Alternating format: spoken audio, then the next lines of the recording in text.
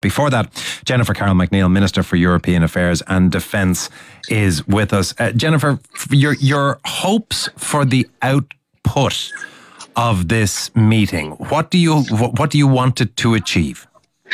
Well, I think what we hope it will achieve, and everything we've seen so far from our British counterparts, has been a new attitude, a new look forward. We've got two new leaders in Simon Harris and Keir Starmer looking together towards the future for a different relationship than perhaps the one that we've had over the last 10 years. This means a trusted partner that we can work with. It's important for business. It's important for our communities that we don't have surprises and hiccups of the kind that we've had over the last 10 years. That we, for example, the Legacy Act was a very significant disruption in our relationship. And all of those things, we know now that we have partners that we can really work with for the future. So what does that mean today? There's going to be a very significant and serious bilateral meeting between Simon Harris and Keir Starmer with their most senior advisors, most senior officials in Farmley. There's going to be a second then meeting, a roundtable with business across, we have a very, very significant trading relationship with the UK, about 120 billion euros a year.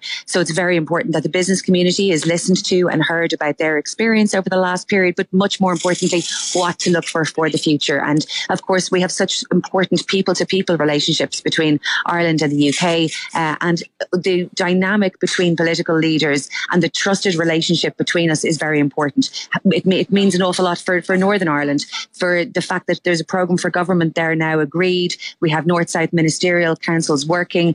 Our different politicians, Pascal Donoghue, Helen McEntee, Jack Chambers, have all been in London to refresh relationships. And indeed, my own counterpart, the Minister with responsibility for European affairs, I have met him this weekend in Slovenia. And that's something that we haven't seen for a while. And it makes a big difference. It might sound a bit up in the air or a bit nebulous, but I can tell you it makes a big difference when you have counterparts that you can see regularly, that you can have a good relationship with, and that you can deal with the practical issues that face Ireland, that face Europe, that face the United Kingdom in a much more structured, positive and forward-looking way. So is this, at its heart, is this about a closer alignment of the two countries' policies and ideologies, or is it that the people actually like each other? It's both. It's that you have, it's about making good relationships really matter. They matter in every environment.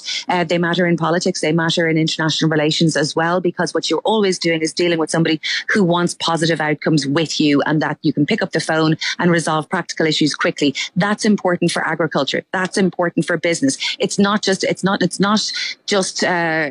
nice to have. It's necessary to have, because practical issues come up all the time and they need to be resolved. But it is also about making sure that we're working together on, for example, renewable energy, that we're able to work together to look at the issues that face Europe together. So the Taoiseach, as you know, has been with President Macron, has been in Ukraine, has been in Poland, looking at the major strategic issues facing Europe. And the United Kingdom is part of that, even if it's not part of the European Union. And so our very close relationship with the United Kingdom is an important factor in looking at how we are, all of the issues, the important issues, the security and defence issues, the competitiveness issues that face Europe together. So that relationship is important, and Ireland plays a special role there. Clearly, we're absolutely with the EU on all things, but it's also true to say that our very strong, close relationship with the United Kingdom is an advantage, is a positive for everybody, and that close relationship, when it's working really well, is to everybody's benefit. Minister, before I let you go, wearing both your hat as Minister of State for European Affairs and for Defence, can I just get your reaction to the joint press conference given by the heads of MI6 and the CIA? Because it is the first time that the leaders of the two spy agencies in the UK and the US have issued a joint statement. And what they have said is that there is a reckless campaign of sabotage across Europe, and they have warned that that campaign is likely to continue. What's your reaction? Well, I'm here in Estonia this morning. I'm just about to fly back. I've been in Lithuania and Finland, visiting the Russian border, listening to the crisis management teams here, and that is what they're experiencing here. Hybrid attacks, whether it's little small things like desecration of statues, or very major things like jamming GPS signals that civilian aircraft are flying through in Estonia, or fires on packages going onto planes. These are all the sort of sabotage, hybrid attacks that are being discussed in this part of Europe. Ireland needs to be aware of this.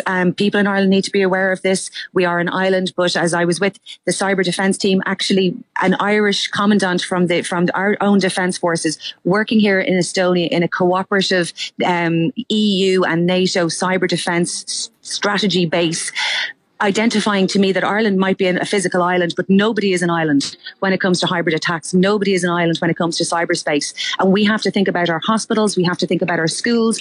Every school in Estonia was emailed a bomb threat, and in Lithuania and Latvia. And how you react to that, what that does to the school, what that does to the teachers, whether they see it as, just another bit of harassment, or whether they react to it, close the school. But it's this constant, I don't want to say low grade harassment. Some of it is low grade harassment and some of it is very, very serious. And it's hard to distinguish. But what we've seen across Finland, Lithuania, Latvia, Poland is that it has increased substantially over the last 2 or 3 years. It is deliberate. It is targeted. They have had to close borders and put in a different infrastructure, a completely different infrastructure. I have seen images here of the border guards, Russian border guards, providing assistance to migrants who have tried a few different areas, migrants that are not coming from natural migration patterns, that have come into either Belarus or the Russian Federation and are being assisted with bicycles across different border crossings, whether in Finland or Lithuania. I was at the border yesterday in Estonia with Russia, and if you could come and see the impact that it's having on these communities, the impact that it's having on business, the way in which the Lithuanians and Finns have had this whole of society response to trying to build up their resilience. The Lithuanians have built shelters for 40% of their population, including making sure that it's okay for disabled people. The Finns already had shelters, but Lithuania have had to do this in the last 2 years. That is the whole of society level of preparedness and resilience that they are trying to build into their communities. But they are dealing with near constant cyber and hybrid attacks of various degrees of seriousness, various degrees of harassment. And that's why I came to these countries, to see this for myself, to speak to people directly, to understand what's going on, and to bring that knowledge back. I'm so glad to have the opportunity to talk to you and that your listeners can hear this, that this is the reality very, very close to Ireland. And it's something that we need to understand and prepare our own resilience in lots of different ways as well. Jennifer Carroll MacNeill, thank you very much. That is the Minister of State for European Affairs and Defence, Jennifer Carroll MacNeill. Now,